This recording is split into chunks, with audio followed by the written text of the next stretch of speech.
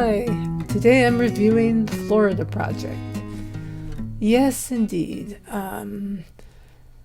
It's about a rundown hotel full of poor people who pretty much don't give a damn about society, to the extent that when kids start acting up and parents object or people object, their response is, "What you gonna do about it?" Or, that's pretty much it. But just a bunch of nasty people, nasty attitudes, I should say, as people. I mean, something brought them to that point. And, I don't know what it was, but it does. The movie is basically about how people who don't give a damn about the social compact or simple politeness or what they do with their lives do not instill the proper values in their kids. And this is a problem. It's a big problem. And the reason I focus so much on that is that one of the characters in this movie is this mother who is obviously very childlike in her attitude, very childish for sure, and she's teaching her kids to be con artists, essentially, and that really does not sit well with me.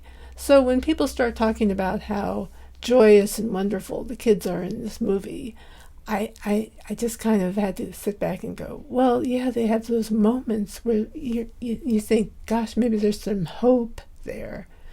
But then it just devolves back into, the nasty kids making a nuisance of themselves because they can, ha ha ha ha ha, and their mother doing the same thing, essentially.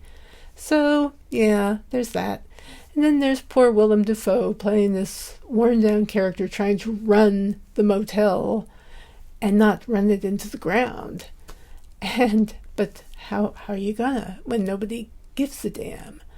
So, yeah, that's what it's about, pretty much. So, for those who thought the movie was too slow or whatever, I thought it was realistic. And I thought that was part of what made it real. And what made you really believe these characters could exist and do exist. And what the movie doesn't offer is answers. And I think that's a very wise move, because what are the answers? These are the questions we should be asking. So while the movie does entertain, despite the depressing scenario I just sketched out there, I think it entertains in a way that also informs. And the ending is, yes, very, hopefully I'm not spoiling this for anybody. The kids go running off, sneak into Disney World, presumably. I think of it as more of like the whole thing is a fantasy. It's kind of like they're running off. Disney represents fantasy. They're running off into a fantasy of their own mind. I don't know. Maybe they do really sneak in. But it's just this kind of happy ending that kind of gets tacked on there. And I don't think it's really a happy ending. I think it's more like a bittersweet. I don't know what I would call it. It's basically just fantasy. So, in any case, I think it's well worth seeing. It was not kind of like on my list of movies to see, to be honest.